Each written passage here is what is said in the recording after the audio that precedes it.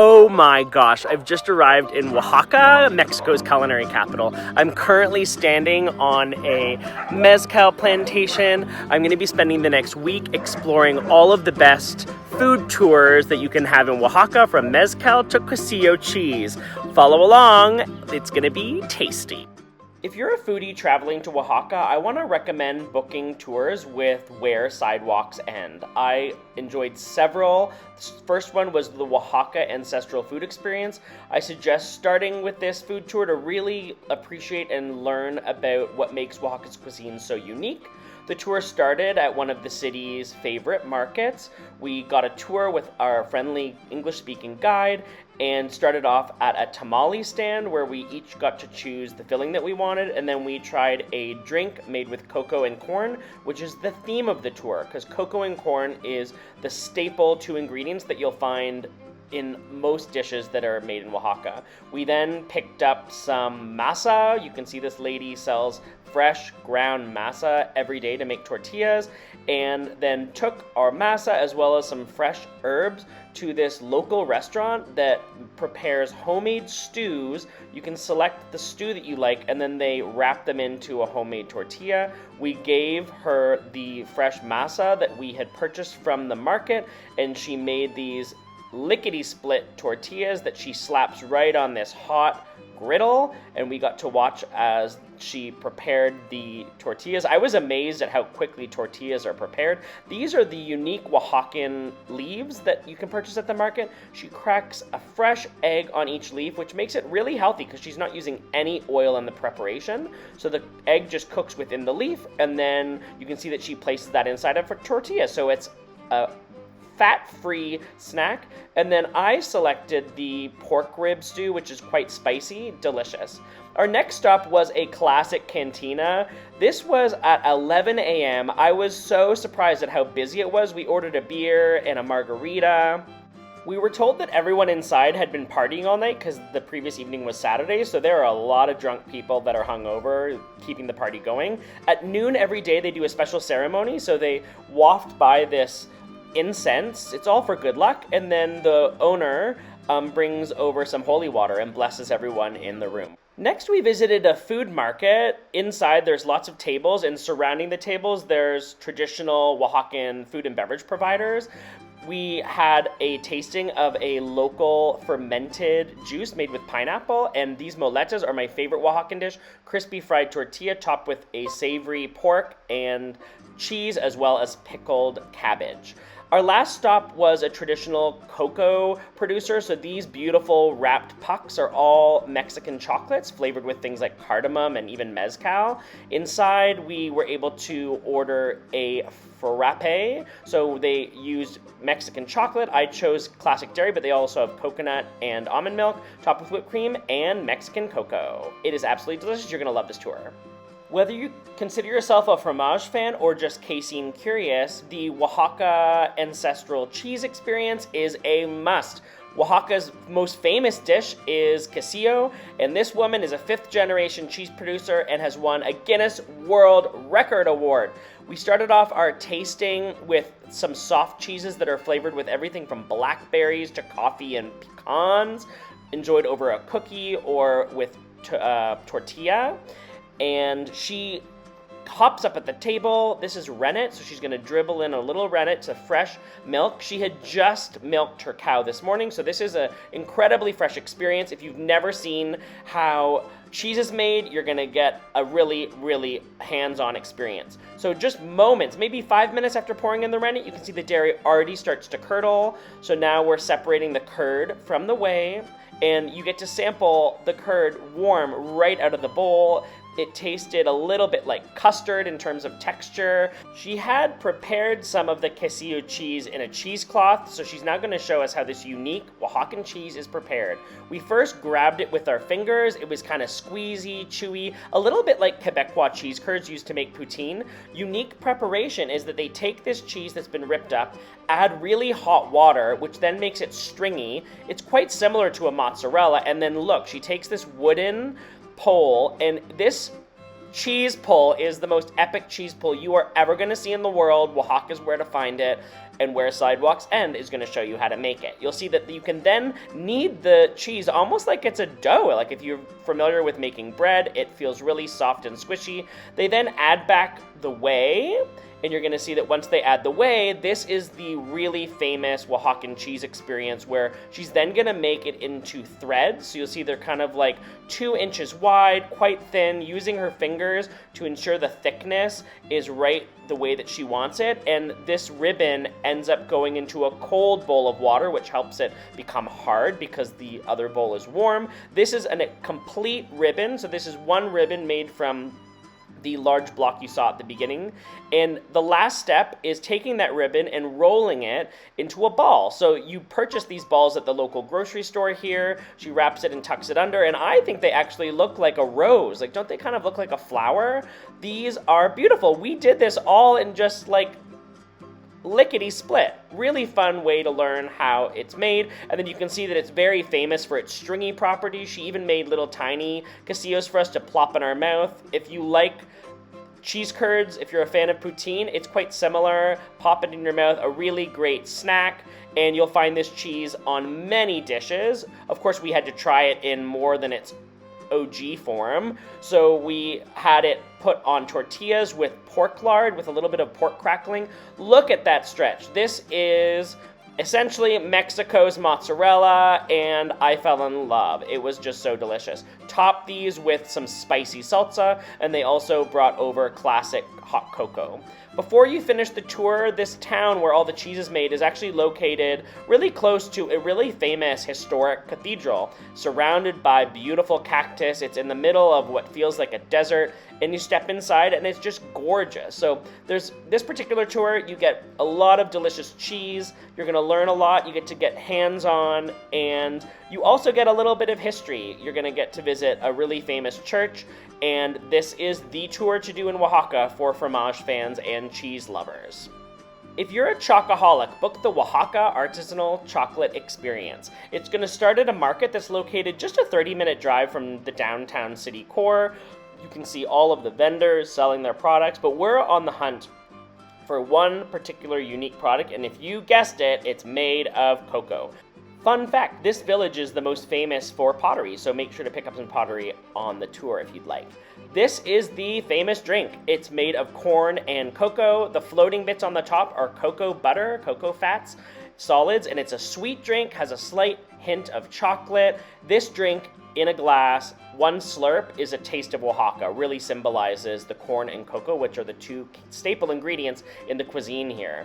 We then spent the rest of the day at an artisanal chocolate maker where we learned everything from what cocoa pods look like.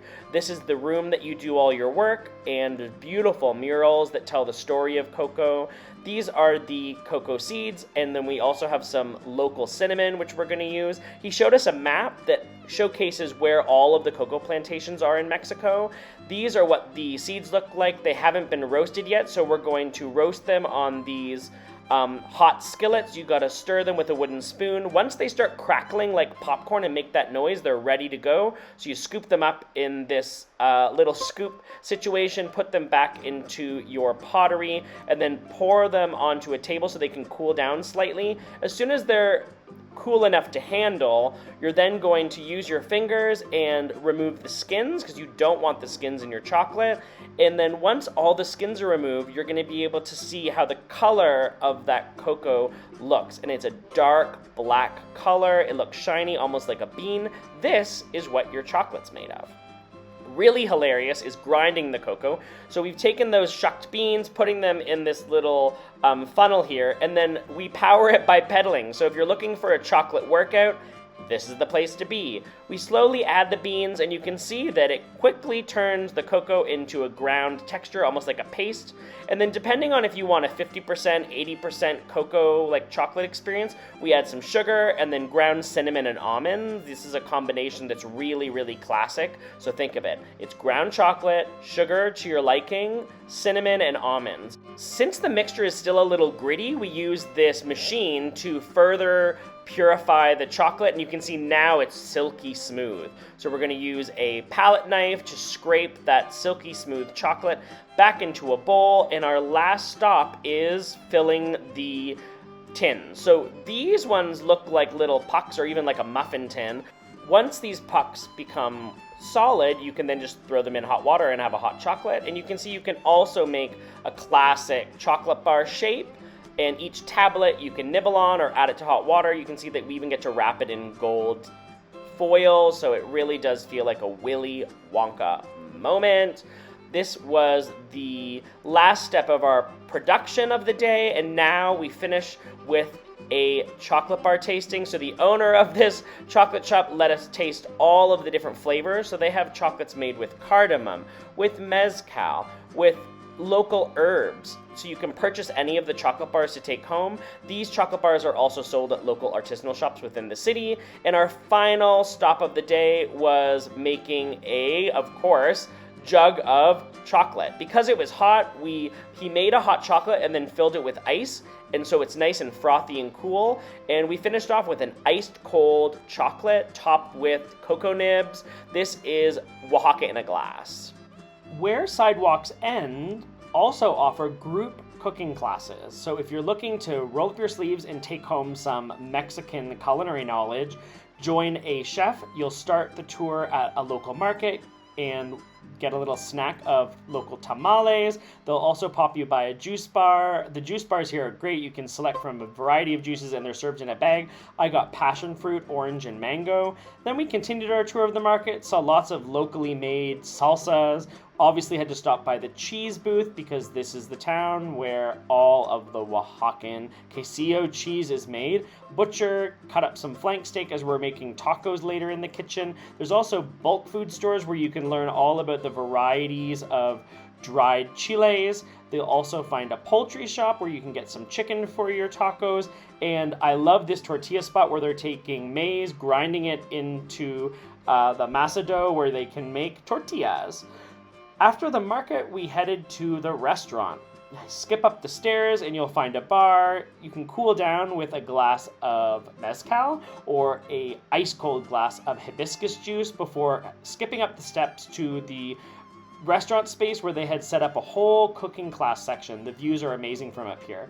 So the culinary team did a really great job at organizing all of the different dishes so we could learn on the spot. This is our chef. He walked us through the different dishes we were going to make, and we were starting with 3 different salsas. So we learned some knife skills, cut up strawberries, and peeled dried chilies. He also showed us some tips on cutting onions so we don't cry. They had a great stovetop area, and he wanted to show us how to really flame those tomatillos. We also did some big flames over these jalapenos. Look at that flame, just huge. It was really, really fun. Just don't get your eyebrows singed. Then we used classic mortar and pestles made of volcanic stone to grind together our 3 different salsas and enjoyed a little tasting.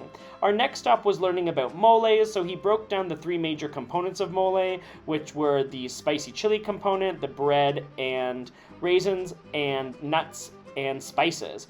Next, we learned how to make homemade tamales. So we had corn husk with the masa flour, use the back of the spoon to scrape it in there, and then you could choose from a selection of chicken, mole sauce, different cheeses. Once those got into the steamer, we started using our tortilla presses to make homemade tortillas for our tacos. So we're going to take this really thin tortilla, slap it on a hot grill, and then, of course, we needed to have a cocktail to celebrate our hard work, so we enjoyed passion fruit mezcal margaritas as we continued to make more and more delicious, perfectly crunchy tortillas.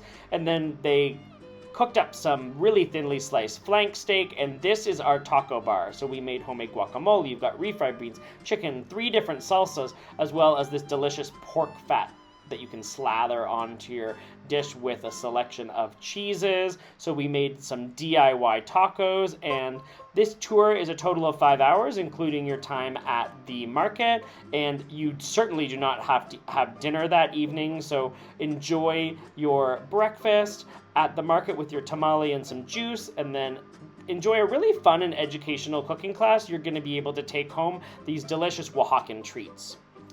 Mezcal is the most important spirit of the region, and Where Sidewalk Ends offers an incredibly unique opportunity to make Pechuga.